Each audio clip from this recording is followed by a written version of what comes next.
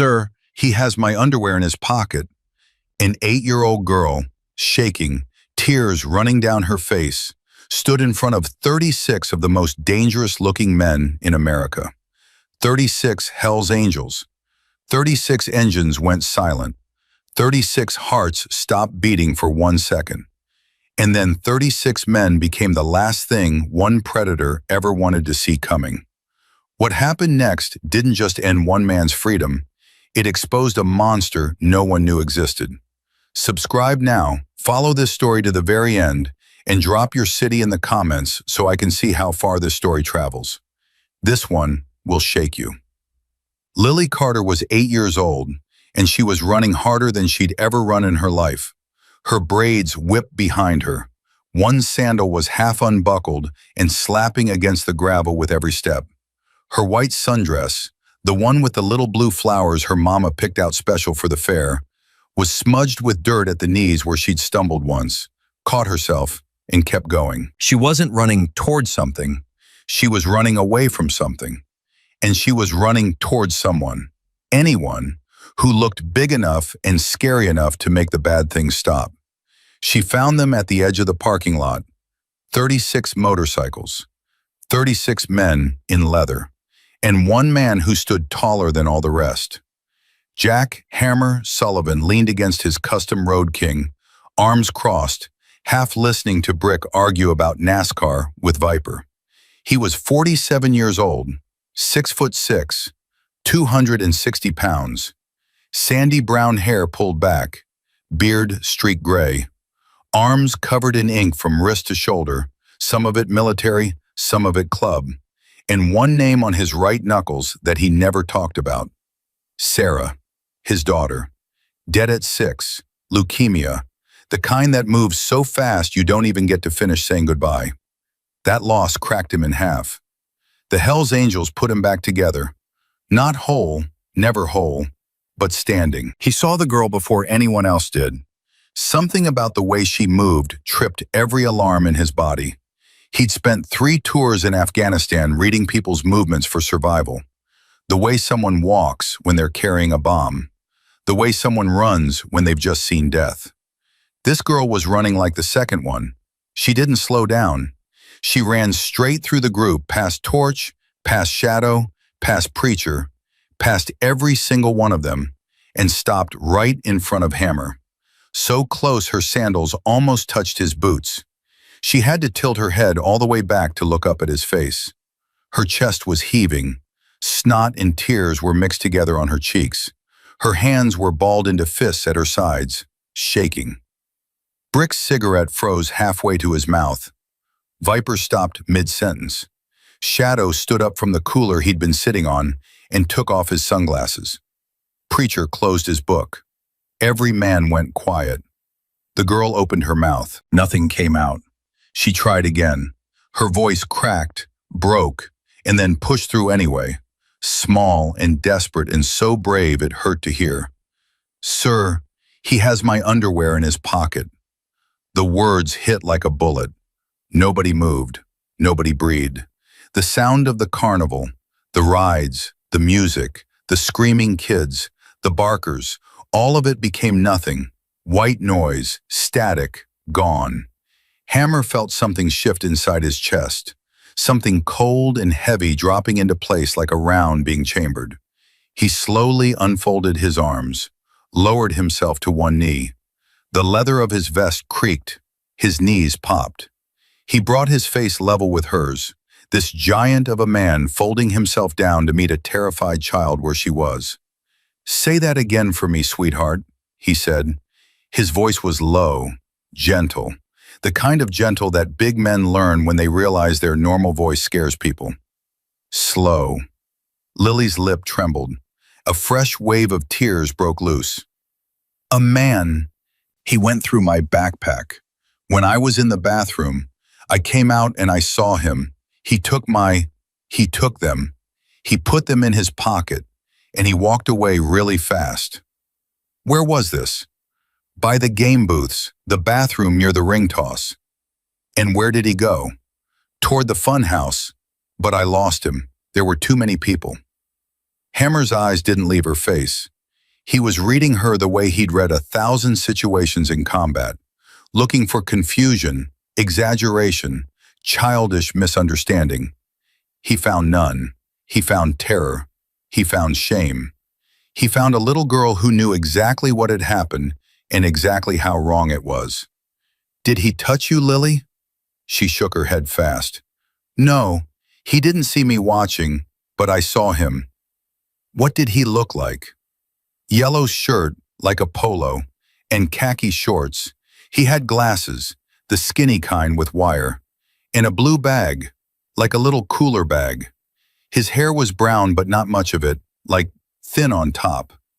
Hammer nodded slowly. "You remember all that. Mama says I got a memory like an elephant." Despite everything, something flickered across Hammer's face. Not quite a smile, something closer to respect. "Your mama's right." He put his hand on her shoulder, gently, like he was afraid she might break. "Lily, where are your parents right now?" "At the pig judging, in the livestock barn. I was supposed to meet them at the Ferris wheel at 3. "Okay, here's what we're going to do. You see that big man right there?" He pointed to Brick, who was already stepping forward, his scarred face arranged into the softest expression his features could manage. "That's Brick. He looks mean, but he's a teddy bear. He's going to stay right here with you. And that man there," he pointed to Preacher, the oldest of them, silver-haired, kind-eyed. "That's Preacher. He's going to find your parents and bring them here." "What are you going to do?" Lily asked. Hammer stood up, his full height, all 6'6" of it. "I'm going to find the man who did this." Brick was already kneeling beside Lily, his massive frame positioning itself between her and the rest of the world. He pulled a clean bandana from his pocket and handed it to her. "Here you go, little one. Blow your nose. You're safe now." She took it, blew her nose. Then her small hand reached out and grabbed a fistful of Brick's leather vest, holding on like it was the only solid thing in a world that had just tilted sideways. Preacher was already on his feet, tucking his book away. "I'll find the parents, livestock barn." "Take 2 brothers with you," Hammer said. "Move fast." Preacher nodded and motioned to 2 men, Deacon and Stitch, who fell in behind him without a word. Hammer turned to face the remaining 31 men. They were already on their feet, already waiting.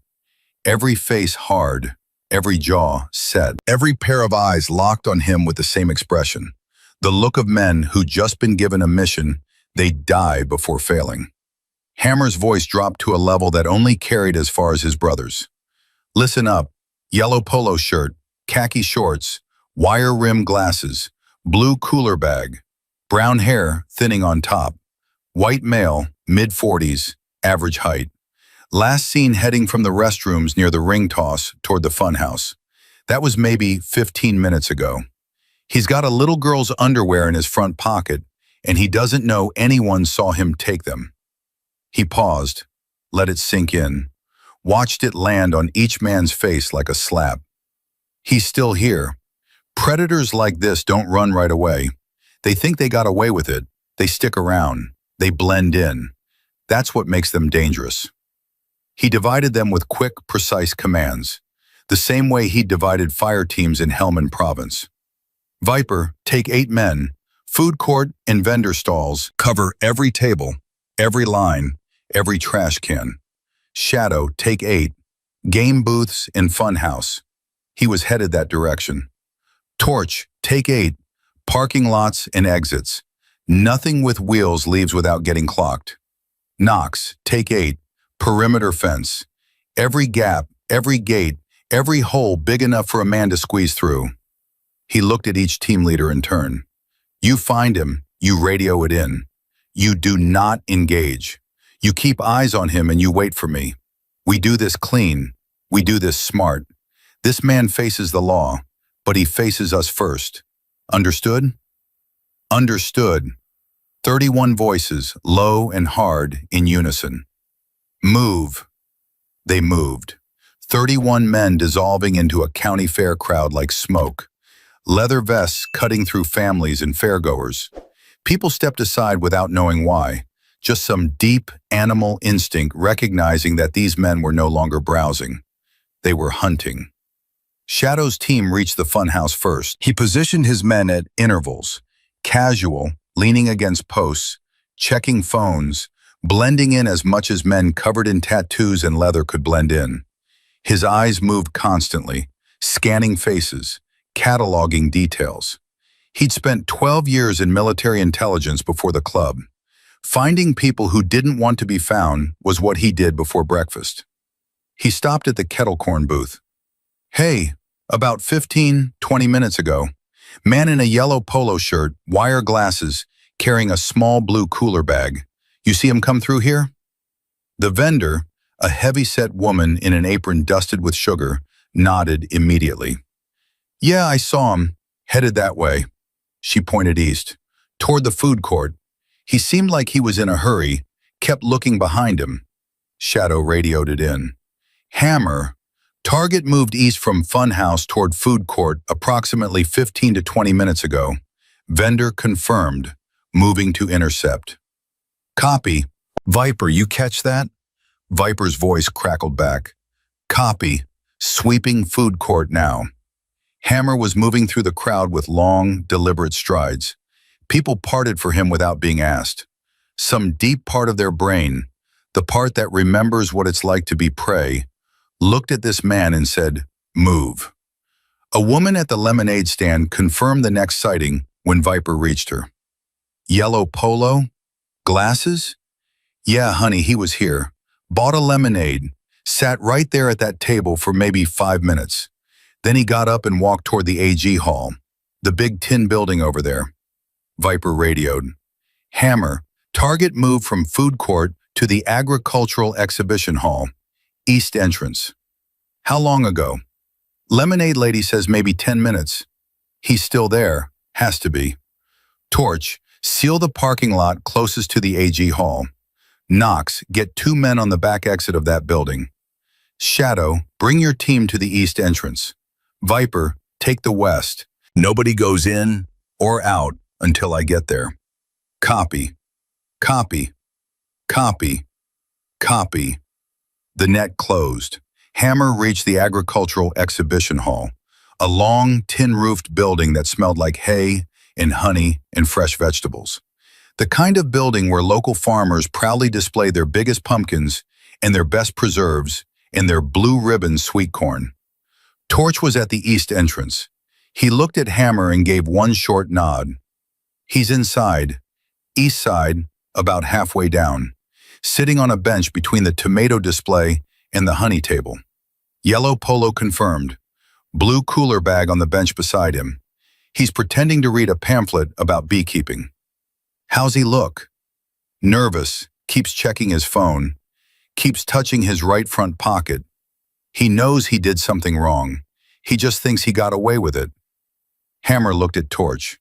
"How many exits?" "4, all covered. Shadow's got the west entrance. Knox has the back. Raven and Deuce are on the side doors." "He's boxed." "Good." Hammer rolled his shoulders, cracked his neck, and walked inside. The AG hall was cooler than outside, but not by much. Fans whirred overhead, pushing humid air around without really helping. A few families wandered between displays, admiring jars of pickles and arrangements of sunflowers. An old farmer in overalls was explaining to his grandson how to tell a good watermelon by the sound it makes when you thump it. And there, on a wooden bench halfway down the east aisle, sat Gregory Dean Whitmore. 44 years old, 5'8", 170 pounds, brown hair thinning badly on top, wire-rimmed glasses, yellow polo shirt with a small stain near the collar, khaki shorts, blue cooler bag on the bench beside him, unzipped, with a water bottle poking out. He was staring at his phone. His right leg bounced rapidly, a nervous tic he probably didn't even know he was doing. Every few seconds, his right hand drifted to his front pocket, touched it, confirmed something was still there, and pulled away. Hammer stopped 10 feet away. He didn't speak, not yet. He just stood there, filling the aisle with his presence, and waited for Whitmore to feel it. It took about 4 seconds. Whitmore looked up from his phone. His eyes traveled from Hammer's boots up his jeans, past the leather vest with its patches and insignia, past the tattooed arms, past the shoulders that blocked out the fluorescent light behind him, all the way up to his face. The color left Whitmore's skin like someone had pulled a plug. "Afternoon," Hammer said. His voice was friendly, casual, the way you'd greet a neighbor at a barbecue. That made it so much worse. Hey. Whitmore tried to smile. It didn't work. His lips pulled back, but his eyes were screaming. "Can I help you?" "Maybe." Hammer took one step closer. "I'm looking for someone. Figured you might be able to help." "Oh, okay, sure. I'm looking for a man, mid-40s, yellow polo, wire glasses, blue cooler bag." Whitmore's face twitched. "Sound like anyone you know?" That could be a lot of people." "Could be, but here's the thing." Another step. "About 30 minutes ago, a little girl went to the bathroom near the ring toss. She left her backpack on the bench outside. When she came out, she saw a man matching that exact description going through her bag. She watched him take something. She watched him put it in his right front pocket." Hammer paused. She watched him walk away. Whitmore's right hand flew away from his pocket like it had been burned. I don't know what." "Her name is Lily. She's 8 years old." "I don't know any." "She's 8 years old." The words landed like hammer blows, each one deliberate, each one final. Whitmore's legs stopped bouncing. His whole body went rigid. His eyes darted left. Shadow was there, arms crossed, blocking the aisle. He looked right. Viper stood at the end of the row, leaning against a post, his face empty of everything except cold focus. He turned to look behind him. Knox filled the space like a wall. "Empty your pockets," Hammer said. "I want a lawyer." "You'll get one. After." "You can't make me." Hammer leaned in, close enough that Whitmore could see every line on his face, every scar, every year of war and road and loss etched into his skin. "I'm not making you do anything, Gregory. I'm giving you a choice. You can empty your pockets right now in this quiet building with some dignity, or you can refuse, and we can wait for the police together, and they'll empty your pockets for you out there in front of every family at this fair, every parent, every child, every camera phone. Your choice." Whitmore started to cry. It wasn't loud. It wasn't dramatic. It was the quiet, leaking kind of crying. The kind that comes when a man realizes the walls are closing in and there is no door. "Please," he whispered. "Please, I'm sorry. I don't know why I..." "Empty your pockets." Whitmore's hand went to his right front pocket. It shook so badly he could barely get his fingers inside. He pulled out a crumpled piece of fabric, small, pink, with tiny cartoon butterflies, and held it out like it was burning him. Lily Carter's underwear. Chains made a sound, low, guttural, more animal than human. Viper turned away, his jaw clenching so hard the muscle jumped. Knox closed his eyes and breathed through his nose like a man trying very hard not to do something he'd regret. Shadow didn't move, didn't blink, but his hands flexed at his sides, and that was somehow worse. Hammer looked at the pink fabric. His right hand, the one with Sarah across the knuckles, trembled, just once. A micro tremor that nobody would have noticed unless they were looking for it. He reached out, took the underwear from Whitmore's shaking hand, carefully, gently, like handling something sacred. He pulled a clean bandana from inside his vest, wrapped the fabric in it, and tucked it into his pocket. Evidence, a child's stolen dignity. Both. "Stand up," Hammer said. Whitmore stood. His legs could barely hold him. "We're going to walk to the security office, you and me and my brothers. And you're going to sit down and wait for the police like a man. You understand?" Whitmore nodded, snot running down his chin. "One more thing." Hammer's voice went even lower. barely a breath. That little girl found me in a parking lot. She was shaking so hard she could barely talk, but she talked anyway. 8 years old, and she had more guts than you'll ever have in your entire pathetic life. So when the police get here, you're going to do what she did. You're going to tell the truth. All of it. Everything you've ever done. Every time. Every place. Every child. He leaned in until his mouth was inches from Whitmore's ear. Because if you don't, if you lie, if you minimize, if you play games, I promise you on my daughter's grave that every Hell's Angels chapter in every state will know your name and your face. There won't be a road long enough for you to disappear on. Not in this lifetime, not in the next. Whitmore's knees buckled. Viper and Shadow caught him by the arms, hauled him upright, and held him there. Walk, Hammer said. They walked. 36 Hell's Angels escorting one trembling man through a county fair, while hundreds of people watched in dead silence. The carnival music kept playing, cheerful, tinny, absurdly out of place, but nobody was listening to it anymore. Every eye was on the procession. Parents pulled their children in tight. Teenage boys who'd been making tough guy jokes about the bikers earlier now stood slack-jawed and silent. An old woman near the cotton candy booth crossed herself. A teenage girl raised her phone and started filming. She had no idea that the 47 seconds of footage she was about to capture would be seen by 18 million people within a week. Hammer walked at the front. Whitmore stumbled along between Viper and Shadow.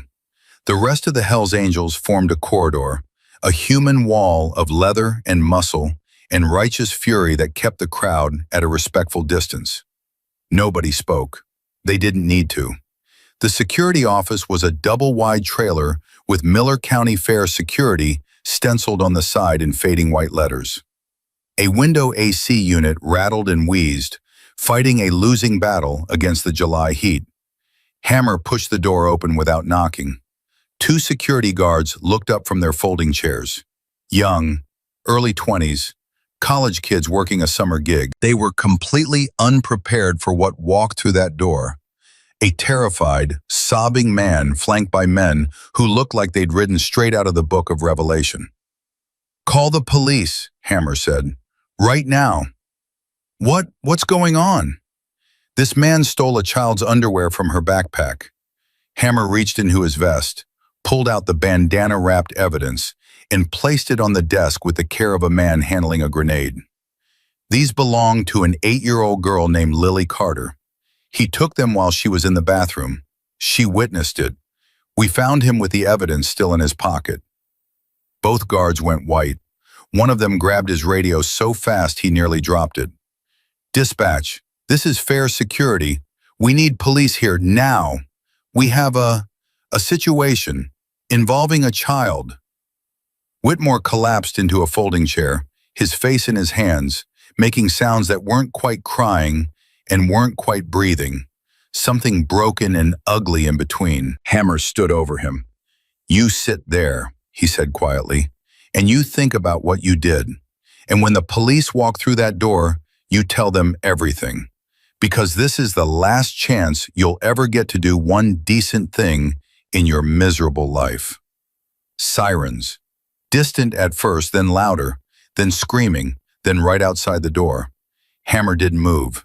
He stood there, arms crossed, watching the man who'd stolen an 8-year-old girl's innocence sob into his own hands. And he waited for the law to arrive. Because that's what justice looked like. Not a fist, not a beating, not revenge. Just 36 men who refused to look away. The door swung open and 4 officers filled the trailer. The first 3 were young, tense, hands hovering near their belts. The 4th was different. Sergeant Barbara Mitchell walked in like she owned the room. 52 years old, steel gray hair pulled tight, eyes that had seen enough darkness to stop flinching at it 20 years ago. She took one look at the scene, the sobbing man in the chair, the pink fabric on the desk, the wall of leather-clad men standing behind him, and her face hardened into something cold and professional. "Who's in charge here?" she asked. That depends on what you mean, Hammer said. He's your suspect. She's your victim. We're your witnesses. Mitchell studied him for a long beat.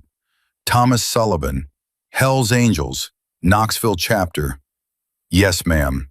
I've heard your name before. Hopefully good things. Depends on who's telling the story. She turned to the desk, looked down at the bandana-wrapped evidence, and her jaw tightened. Walk me through it, from the beginning. Don't leave anything out. Hammer told her everything. The girl running to them in the parking lot, her description of the suspect, the search, the confrontation in the AG hall, the confession, the evidence pulled from Whitmore's pocket. He spoke clearly, factually, without embellishment. The way a man who's given military debriefs speaks when he wants every word to count. Mitchell listened without interrupting. When he finished, she turned to Whitmore. Gregory Dean Whitmore? Whitmore looked up through his tears. His face was swollen, red, streaked with snot. How do you know my name? Your wallet's sitting right there in your cooler bag with your driver's license showing. Maryville address. Whitmore's mouth opened, then closed. He hadn't even thought about that. He hadn't thought about anything except not getting caught. And now that he was caught, his brain had stopped working entirely. Mitchell read him his rights. Every word precise, practiced, delivered with the mechanical efficiency of someone who'd done it 1,000 times. When she finished, she asked if he understood. Whitmore nodded. I need a verbal response, Mr. Whitmore. Yes, I understand. Good. Mitchell pulled a chair up and sat down across from him. Close. Uncomfortably close. Now, tell me what happened today. I want a lawyer. That's your right, but here's what I'm going to tell you, Gregory. Right now, you're looking at theft of personal property from a minor and attempted sexual assault of a child. That's what we've got based on what's sitting on that desk and what these men witnessed. That's already enough to put you away for a while.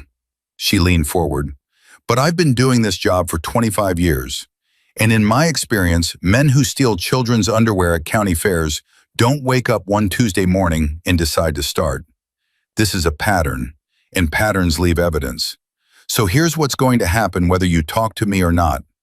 I'm going to get a warrant for your home. I'm going to get a warrant for your computer, your phone, your car, every device you own. And whatever's on those devices, Gregory, that's what's going to determine whether you spend 5 years in prison or 50. Whitmore's face crumbled. So you can wait for your lawyer. That's fine. That's smart even. But I want you to understand something clearly. Cooperation matters. Judges notice. Prosecutors notice. And right now, this moment, this is the most cooperative you're ever going to feel. Because once those warrants come back and I know what's on your hard drives, the conversation changes. Permanently. The trailer was dead silent except for the rattle of the AC unit and Whitmore's ragged breathing. He broke. It wasn't the first time. Mitchell didn't blink. How many times? I lost count. Try. Maybe 15, 20, I don't know. Over the last 3 years. Fairs, festivals, public pools, places where kids leave their bags. Behind Mitchell, one of the young officers turned and walked out of the trailer. Through the thin walls, they could hear him retching. Hammer's hands clenched at his sides. Viper put a hand on his shoulder. Not restraining, steadying. Mitchell pressed on, her voice unchanged, unshaken. Did you ever touch any of these children? Physically? No, I never. I just wanted the clothing. Whitmore nodded, sobbing harder. Were there photographs? Videos? The silence that followed was the loudest sound in the room. Gregory, were there photographs? On my computer, at home. Not ones I took, ones I found. Online. Mitchell stood up slowly. She looked at one of her officers. Get Detective Rivera on the phone. Now. Tell him we need a forensic tech team and a warrant for 1847 Oakmont Drive, Maryville, Tennessee, within the hour. She turned back to Whitmore. Is there anything else you want to tell me before this gets much, much bigger? Whitmore's head dropped into his hands. I'm sorry, I'm so sorry. I know it's wrong. I've always known it's wrong. I tried to stop. I went to therapy. I couldn't. Stop talking, Mitchell said, not unkindly, firmly. You've invoked your right to an attorney, and everything you're saying right now can and will be used against you. I'm going to strongly suggest you exercise that right before you say another word. Do you understand? He nodded. Mitchell stepped out of the trailer and found Hammer leaning against the exterior wall, arms crossed, staring at the ground. The sun was lower now, casting long shadows across the gravel lot. His brothers stood in a loose semicircle nearby, silent, each man lost in his own thoughts. Mr. Sullivan, Hammer looked up. He confessed to multiple incidents, 3 years' worth, and there's material on his home computer. Hammer's jaw worked. A muscle in his cheek jumped. How many kids? He said 15 to 20. Hammer closed his eyes. When he opened them, they were wet, and he didn't try to hide it. That girl, he said, Lily, she didn't just save herself today. No, Mitchell said, she didn't. What happens now?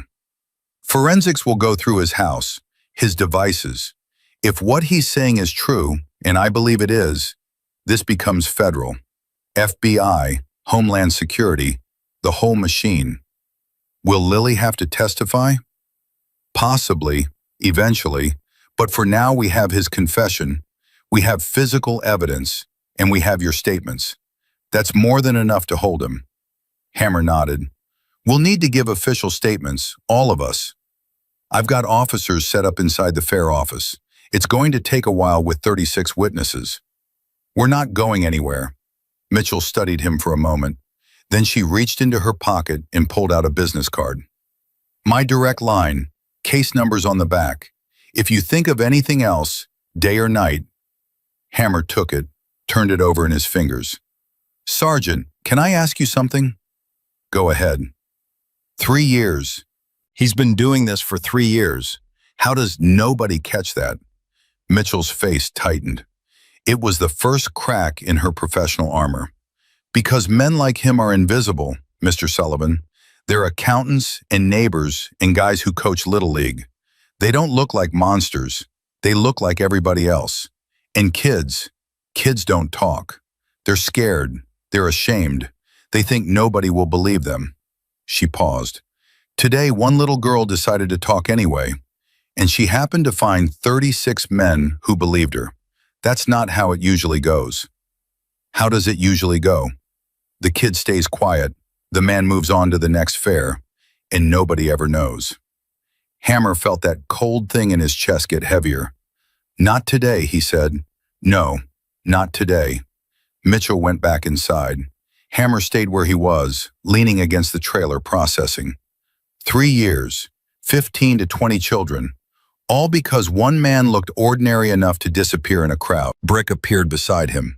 He'd left Lily with Preacher and her parents, who'd arrived 15 minutes earlier, her mother clutching her daughter like the world was trying to tear her away, her father standing rigid, jaw locked, fists trembling at his sides, looking for something to hit and finding nothing.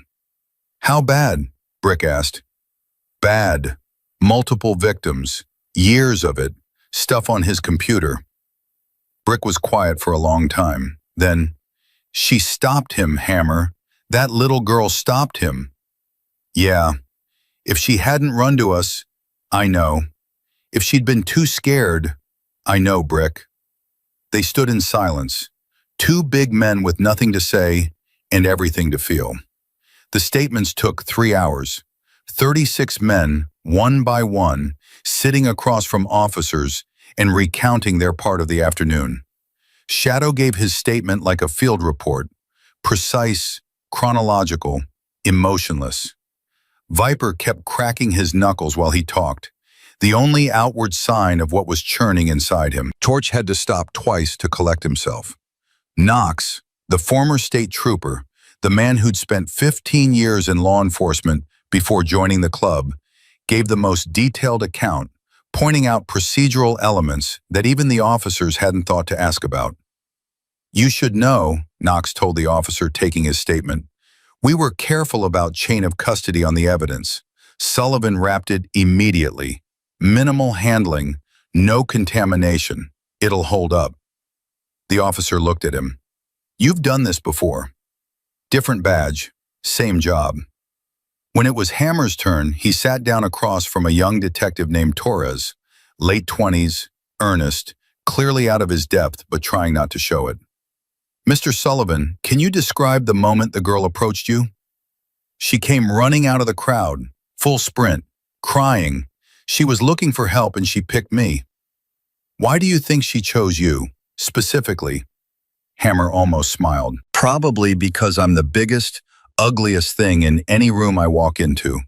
Kids are smarter than we give them credit for. She needed someone who looked like they could handle trouble, and that's exactly what I look like." "And when she told you what happened, what was your first instinct?" "To believe her." "Immediately?" "Immediately. You learn to read people in combat, detective. Body language, eyes, voice. That girl wasn't confused. She wasn't making something up. She was terrified and she was telling the truth. I knew it the second she opened her mouth. Some people might say you should have called the police first instead of pursuing the suspect yourselves. Some people might be right, but here's the thing, detective. If I'd called 911 and waited, that man had 15 minutes to walk to his car and drive away. No description would have been detailed enough to find him later. That girl gave us a window, a small one, and we used it." Torres wrote something down. Then he looked up. "Off the record?" "Sure. You did the right thing. What you did today, the way you handled it, keeping it clean, getting the evidence, not laying a hand on him, that's better than most trained officers would have done in the same situation." "I wanted to lay a hand on him," Hammer said quietly. "I want you to know that. Every single one of us wanted to. And if Lily hadn't been depending on us to do this right, to be the kind of men she thought we were when she ran to us, I don't know that I could have stopped myself. But you did. But I did." While the statements were being taken, something else was happening. The teenage girl's video, the 47-second clip of 36 Hells Angels marching a crying man through a county fair, had been posted to TikTok 3 hours ago. It already had 400,000 views. The caption read, "These bikers just caught a child predator at the Jefferson County Fair. I don't know the whole story, but the little girl is safe." Comments were flooding in. Thousands of them. Tens of thousands. "This is what real men look like. I'm crying at work right now. Those bikers are heroes. Protect the children at all costs. Does anyone know the little girl's name? Is she okay?" Preacher, who was sitting with Lily and her parents while they waited, didn't know about the video. He was focused on the girl.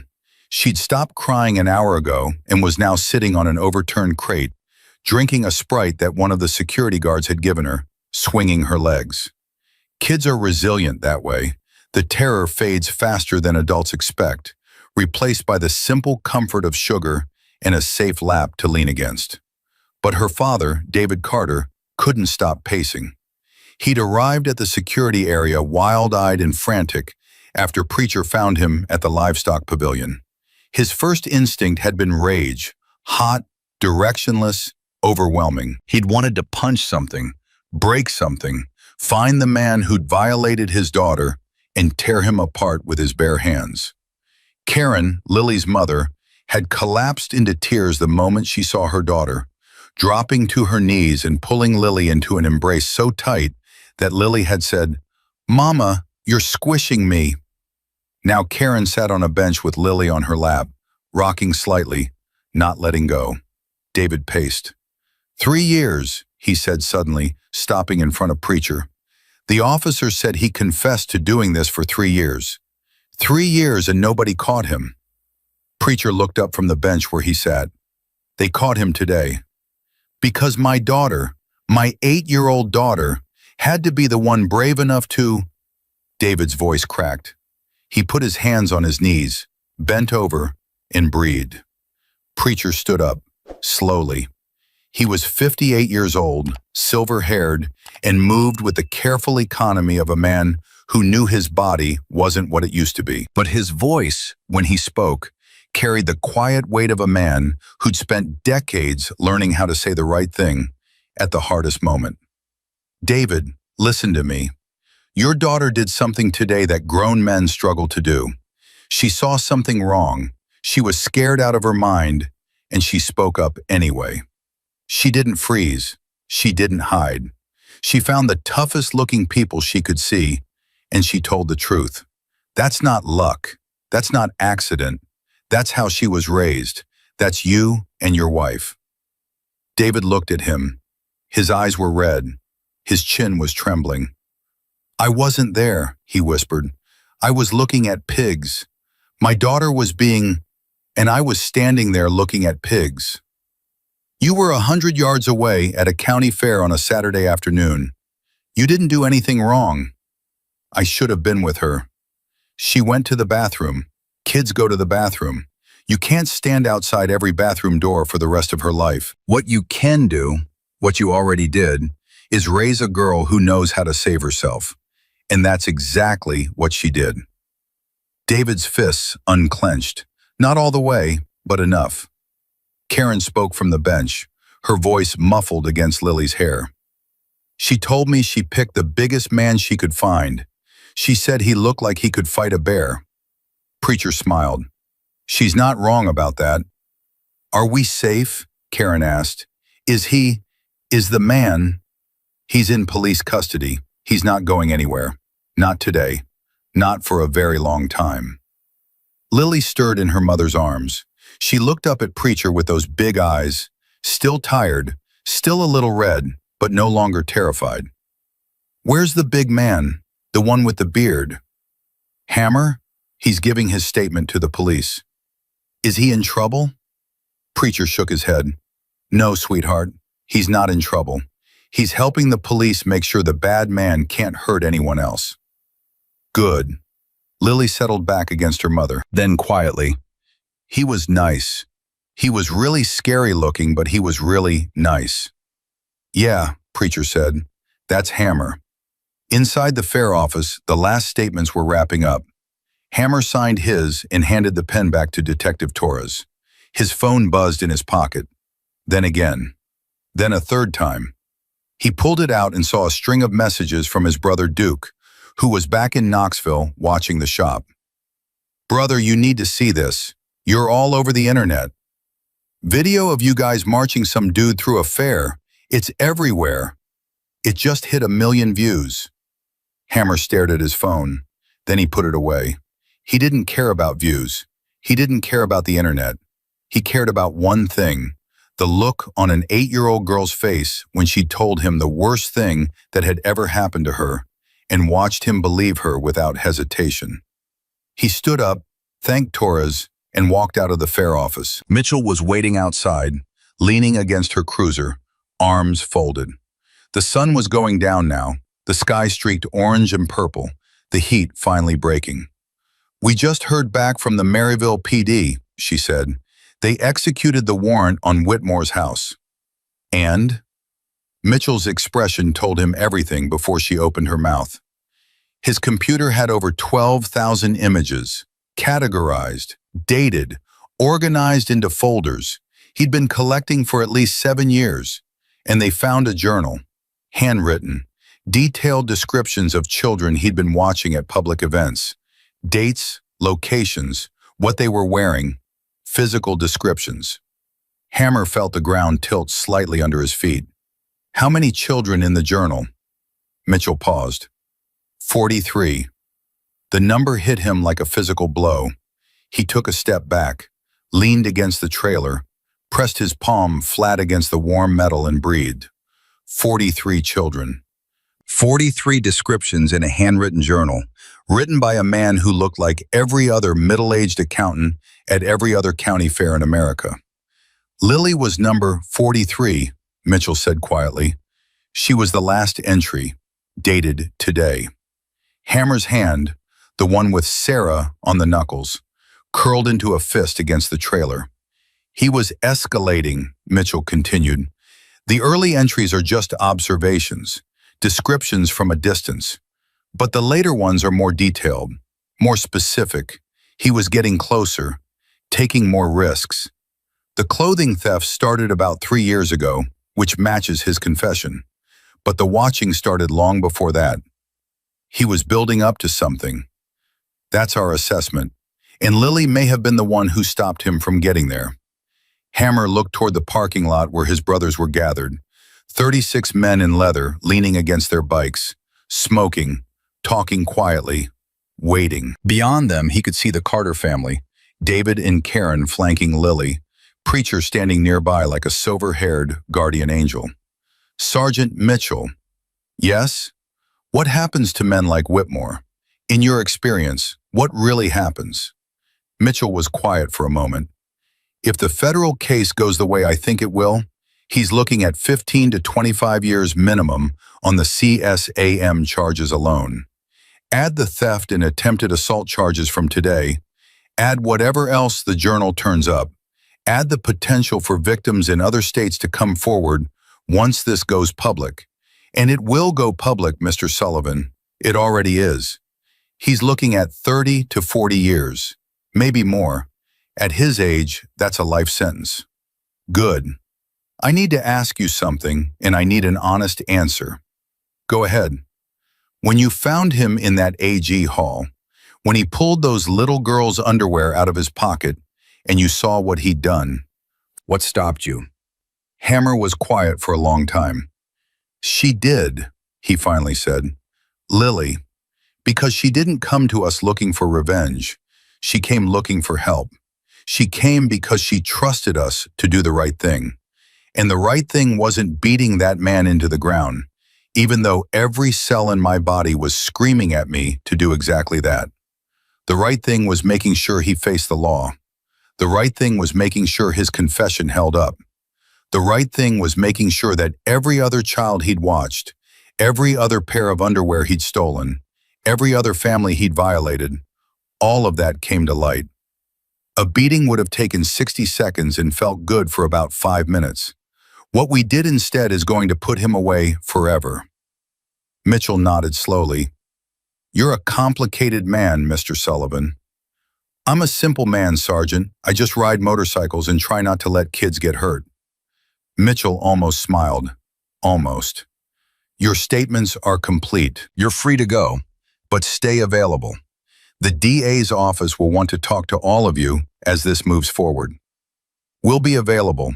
Hammer pushed off the trailer and walked toward his brothers. His boots crunched on the gravel. The evening air was cooling fast, that sudden Tennessee shift from brutal heat to something almost pleasant. His brothers watched him approach, reading his face the way men who've ridden together for years learn to read each other. Not just the expression, but the weight behind it. It's worse than we thought, Hammer said when he reached them. 12,000 images on his computer. A handwritten journal with 43 children described. 7 years of watching kids. 3 years of stealing from them. And he was getting worse. Nobody spoke for a full 30 seconds. Then Torch, the red-haired mechanic who never said much and felt everything too deeply, turned away from the group, walked 10 paces, and put his fist through the side panel of a portable toilet. Nobody stopped him. Nobody judged him. They just waited until he walked back, knuckles bleeding, eyes dry, jaw set. 43, Torch said. 43, Hammer confirmed, and Lily stopped him. Lily stopped him. Shadow spoke for the first time in hours. His voice was quiet, measured, almost clinical. The video's at 6 million views. National outlets are picking it up. CNN, Fox, everybody. Somebody identified the location as Jefferson County Fair. They're going to start showing up here. Cameras, reporters, all of it. Hammer looked at him. Then we leave before they get here. This isn't about us. This was never about us. It's about her, Brick said. It's about all 43 of them, Hammer replied. He walked to where the Carter family stood. David saw him coming and straightened up. Karen tightened her grip on Lily.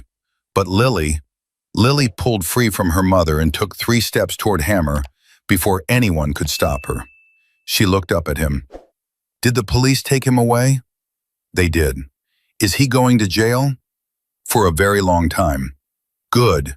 She said it with a simple, absolute certainty that only children possess.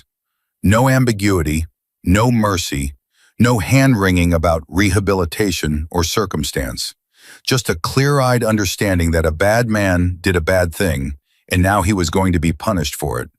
Then she asked the question that broke him. Were there other kids? Like me? Hammer knelt down. His knees cracked. His leather creaked. He looked into her face and made a decision in that moment. The same kind of split-second decision he'd made in combat. The kind where you don't have time to think. You just know. He told her the truth. Yes, Lily, there were other kids. Her face crumpled. Not for herself, for them. But they didn't have someone to tell? No, they didn't. That's so sad. It is. But because of what you did today, because you were brave enough to speak up, the police found out about all of them. And now they can help those other kids too. You didn't just save yourself, Lily. You saved a lot of people. Lily's eyes went wide. She hadn't thought of it that way. Really? Really? She processed this for a moment. Then she nodded, and something in her expression shifted. Something small but permanent, like a door opening that would never close again. The understanding that her voice mattered, that speaking up, even when she was terrified, had rippled outward in ways she couldn't see. She hugged him again, fierce and tight, her small arms locked around his midsection, her face pressed into his leather vest, and Hammer held on. Behind him, 35 men stood in the fading light, watching a giant kneel before a child, and not one of them said a word. Hammer let go of Lily and stood up. His knees protested. His back ached. His body was 47 years old and felt like 60, but his mind was sharp and already moving forward. He looked at David Carter and extended his hand one more time. We're heading out. The police have everything they need from us. David shook it, held it, didn't let go right away. Where are you headed? Asheville, memorial ride for brothers we've lost. We were supposed to be there 6 hours ago. You stayed. All of you stayed. For my daughter. We'd do it again. David finally released his grip. Karen stood up from the bench, Lily on her hip, even though the girl was really too big to be carried that way, and walked over to Hammer. She didn't speak. She just put her free hand on his chest, right over his heart, and held it there for a moment. Then she nodded and stepped back. Hammer turned and walked to his bike. The Hells Angels mounted up. 36 engines fired in sequence. A rolling thunder that started at the front of the formation and rippled backward like a wave. The sound shook the gravel, rattled the trailer windows, set off 2 car alarms in the adjacent lot. Fairgoers stopped and turned. Some of them clapped.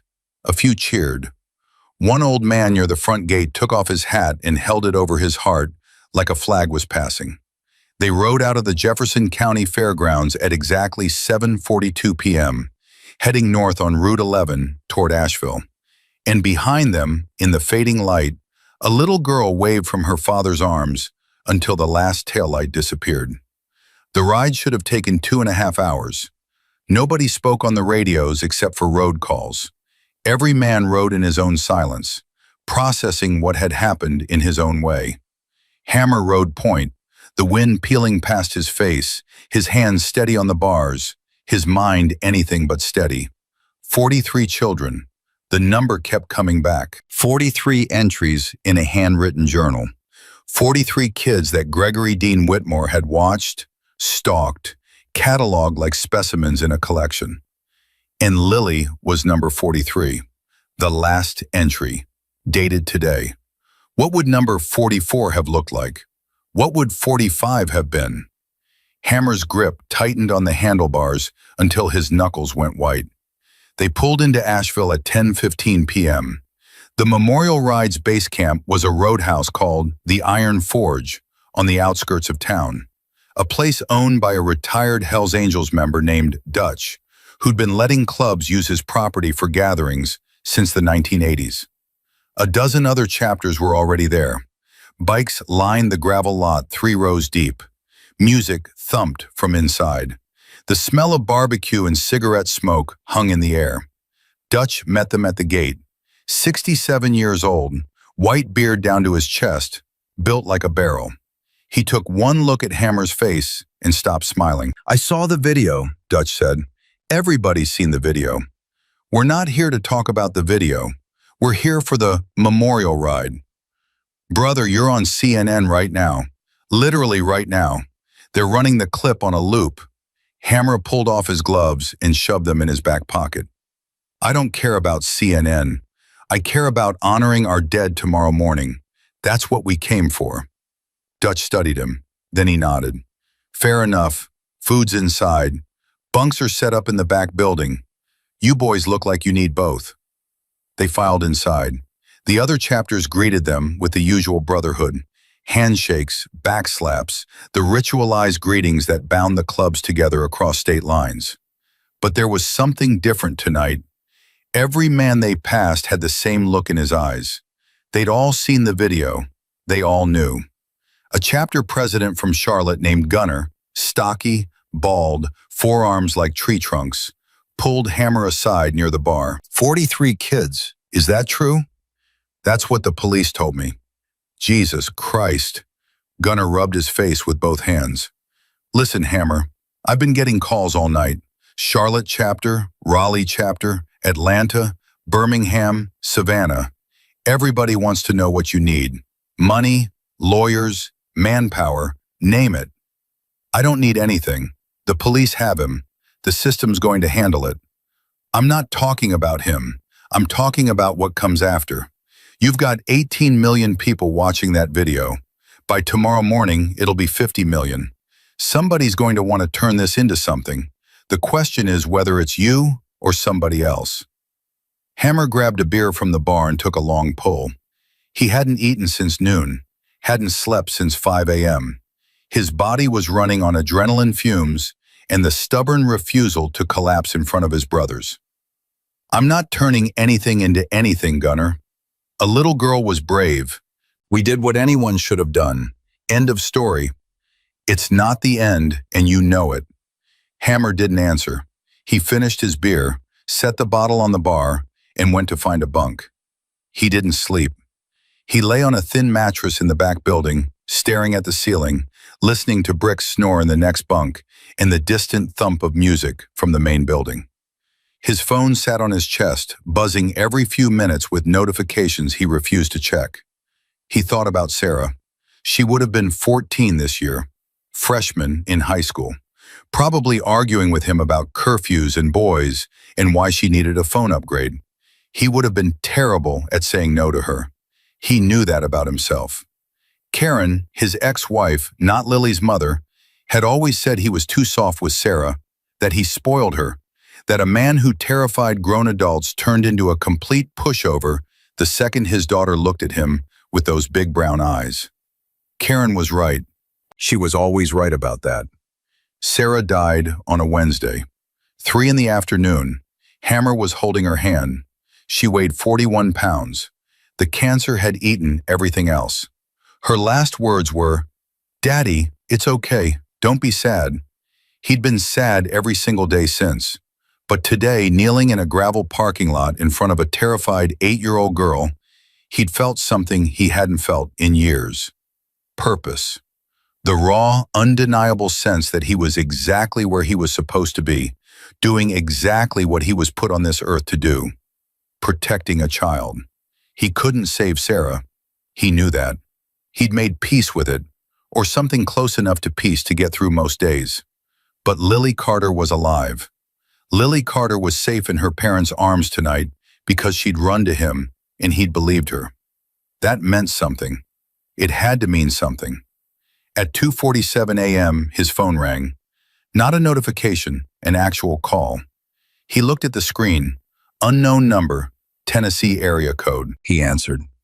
"Mr. Sullivan?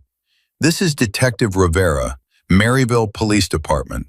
I'm the lead investigator on the Whitmore case. Hammer sat up. It's 3 in the morning, Detective. I know, I apologize, but I thought you'd want to hear this tonight rather than tomorrow. Hear what? We finished the preliminary analysis of Whitmore's computer and storage devices. Mr. Sullivan, what I'm about to tell you is going to be difficult to hear. Tell me. We found over 12,000 images of child exploitation material, as the initial report indicated. But we also found something else. A secondary hard drive encrypted, hidden inside a desktop tower in his home office. It took our tech team 4 hours to crack it. Hammer's hand tightened on the phone. What was on it? Communication logs, 3 years worth. Whitmore wasn't operating alone. He was part of a network, an online group of 11 men across 6 states who traded material, shared techniques for targeting children at public events, and coordinated their activities. The room tilted. Hammer put his feet on the floor and pressed his free hand against the mattress to steady himself. 11 men.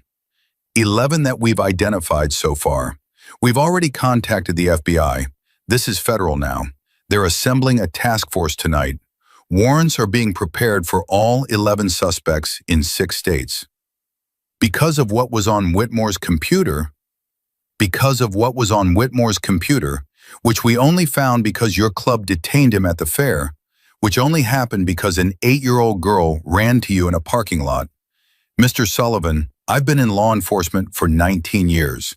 I've worked child exploitation cases that took months, years, and led nowhere. Tonight, because of what happened at that county fair, we're about to dismantle one of the most organized predator networks in the Southeast. I thought you deserved to know that. Hammer couldn't speak. His throat had closed, his eyes burned. Mr. Sullivan, are you there? I'm here. There's one more thing. The journal. Whitmore's handwritten journal with the 43 entries. What about it? Several of the entries include dates and locations specific enough for us to cross-reference with police reports from those areas. We've already matched 7 entries to previously unsolved cases of stolen children's clothing at public events in Tennessee, North Carolina, and Georgia. Those cases were cold. They're not cold anymore. Can you identify the victims? We're working on it. Some of the descriptions are detailed enough that local departments may be able to narrow down who these children were. If we can contact their families, we can offer them closure and connect them with resources. Those families never knew why their kids' stuff went missing. Most of them probably assumed it was lost. Some of them might have suspected but couldn't prove anything. A few might have filed reports that went nowhere. Now those reports have a name attached to them. Gregory Dean Whitmore. Hammer stood up, walked to the window. The parking lot outside was full of motorcycles, rows and rows of chrome and steel gleaming under the security lights. Detective, what do you need from us? Right now? Nothing. But as this case expands, the DA may want additional testimony, and the FBI may reach out for statements regarding the chain of events. I'd recommend keeping your contact information current with Sergeant Mitchell. We will. One last thing, Mr. Sullivan, off the record. Go ahead. In 19 years, I've never seen a civilian intervention this clean. No violence, no contamination of evidence, no procedural errors. You and your club handled this like trained law enforcement. Better than some trained law enforcement I've worked with. I don't know what your background is, but Marines, 3 tours, half my brothers are veterans. That explains it. Good night, Mr. Sullivan. I'll be in touch. The line went dead. Hammer stood at the window for a long time. 11 men, 6 states, a coordinated network of predators sharing techniques and material, and God knows what else, all of it hidden behind encryption and anonymity and the comfortable assumption that nobody was watching. One little girl pulled the thread. One little girl in a white sundress with blue flowers. He turned from the window and walked to the main building. Brick was already there, sitting at the bar with a cup of coffee, unable to sleep either. You look like hell, Brick said. Feel like it. Hammer sat down, poured himself a coffee from the pot on the counter. Rivera just called. Maryville PD. At 3 a.m., Whitmore was part of a network. 11 men, 6 states. They found encrypted communications on a hidden hard drive. FBI's involved. They're executing warrants on all 11 tonight. Brick set his coffee down slowly. His hand was shaking. The man who'd held an 8-year-old girl against his chest and told her she was safe, whose scarred fists had broken bones in bar fights, and whose arms had carried wounded brothers out of firefights. His hand was shaking. 11, he repeated. 11. And we got the one who led them to all the others. Lily got the one. We just helped. Brick picked up his coffee again, took a drink, set it down. Hammer, I keep thinking about something. She ran past everybody. Security guards, parents, normal-looking people. She ran past all of them and came straight to us. The guys everybody's afraid of. The guys parents pull their kids away from. Why? Hammer had been asking himself the same question. Because she needed someone who looked like they could fight the monster. And we look like monsters. But we're not. No, we're not. She knew that. Somehow she knew that. Kids see things adults don't. Adults look at us and see leather and tattoos and criminal records. Kids look at us and see big men, strong men, men who aren't afraid. That's what she needed, someone who wasn't afraid. Brick was quiet for a long time. My daughter's 12, he said finally. Haven't seen her in 8 months. Her mom moved to Oregon. I call every Sunday. She barely talks to me, thinks I'm a deadbeat, thinks I chose the club over her. He paused. But if something like this ever happened to her, if some man ever, I'd want someone there. I'd want someone exactly like us standing between her and whatever was trying to hurt her. Even if she doesn't know it, even if she never knows it. She'll know, Hammer said. Someday she'll know. You think so? I know so. Because Lily Carter is going to tell this story for the rest of her life. And every time she tells it, she's going to say that the scariest men she ever saw were the safest men she ever met. That story is going to reach people, Brick. Millions of people. And some 12-year-old girl in Oregon is going to hear it and think about her dad differently. Brick's jaw clenched. He nodded once, stood up, put his hand on Hammer's shoulder and squeezed. Then he walked back to the bunks without another word. Hammer sat alone at the bar, drinking coffee that had gone cold, until the first gray light of dawn crept through the windows. The memorial ride started at 9 a.m. 214 motorcycles from 11 chapters, riding in formation through the Blue Ridge Mountains, honoring brothers who died on the road, in combat, in hospital beds, in the quiet, lonely ways that men sometimes die when the world forgets about them. They rode past overlooks and through small towns where people came out of their houses to watch. Some waved, some just stared. Hammer rode at the front of his chapter, the wind in his face, the rumble of the engine in his bones. He thought about the men they were honoring. Brothers who'd never come home from rides. Brothers who'd drunk themselves to death. Brothers who'd eaten a bullet in a dark room because the things they'd seen in war wouldn't stop replaying behind their eyes. And he thought about what those men would have done yesterday. If they'd been the ones standing in that parking lot when a little girl came running. He knew the answer. Every single one of them would have done exactly what the Hells Angels did. Because that was the code. You protect the innocent. Always, no matter what. The ride ended at a cemetery outside Asheville, where 6 Hells Angels members were buried. They parked their bikes. They stood in a semicircle. Dutch said a few words. Preacher read a poem. Each chapter president placed a patch on each headstone, the traditional tribute. Then Hammer did something he hadn't planned. He stepped forward. 35 of his brothers and nearly 200 men from other chapters watched him. Yesterday, he said, something happened that I can't stop thinking about. A little girl ran to us because she needed help. She could have run to anyone. She chose us. And I keep asking myself, What if we hadn't been there? What if we'd left that fair 10 minutes earlier? What if we'd taken a different route and never stopped at all?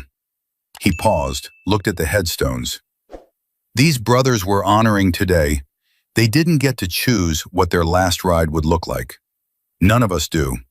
But yesterday, 36 men got the chance to be exactly where they were needed, at exactly the right moment, for exactly the right reason. And I think the brothers buried here would have done the same thing. I think they would have been proud. He reached into his vest pocket and pulled out a small, pink ribbon. The one Lily had pulled from her own hair and pressed into his hand right before they left the fair. He'd forgotten about it until this moment. He looked at it, this tiny, fragile, ridiculous thing, and his throat tightened. Her name is Lily. She's 8 years old, and she's braver than every single one of us. He placed the ribbon on the nearest headstone beside the leather patch. Nobody spoke for a full minute. Then Gunnar, the Charlotte chapter president, cleared his throat. Hammer, I talked to my brothers last night. Charlotte chapter wants to organize something. A presence at public events, fairs, festivals, community gatherings. Visible, coordinated with local PD, so that the next time some kid needs help, there's someone there who looks big enough and mean enough and safe enough to run to. Raleigh's in, said another voice from the crowd. Atlanta, Birmingham, Savannah. Hammer looked at them, one by one. Chapter presidents, road captains, sergeants at arms, prospects, old-timers, young riders, all of them standing among gravestones, offering to spend their weekends and their gas money and their time standing watch over other people's children. This isn't going to be a weekend thing, Hammer said. If we do this, we do it right. Background checks, training, coordination with law enforcement. We're not vigilantes. We're not a militia. We're men who ride motorcycles and give a damn about kids. That's all we are. That's all we need to be. Then let's be that, Gunnar said. Hammer nodded. We'll call it Guardian Ride. The name landed like it had always existed, like it had been waiting for someone to say it out loud. Guardian Ride. 2 words that carried the weight of everything that had happened in the last 24 hours and everything that was about to happen next. Hammer looked down at the pink ribbon on the headstone. The wind caught it, fluttered it, but it held. He thought about calling Lily's parents, telling them what was happening. Then he decided against it. Not yet, not until it was real, not until it was built, not until he could stand in front of that little girl and say, "Look what you started," because that's what she'd done. An 8-year-old girl who ran toward the scariest people she could find had started something that was already bigger than any of them understood. His phone buzzed. He checked it. A text from Sergeant Mitchell. FBI executed warrants on all 11 network members overnight. 9 in custody, 2 on the run. Massive amount of material recovered. Your girl Lily is being called the key witness in the biggest child predator bust in Tennessee history. She's 8 years old, Hammer. 8 years old, and she brought down an empire. Hammer read it twice. Then he put his phone away and looked at his brothers. Mount up, he said. We've got work to do. 36 engines roared to life, and the Hell's Angels rode out of that cemetery carrying something heavier and more important than grief.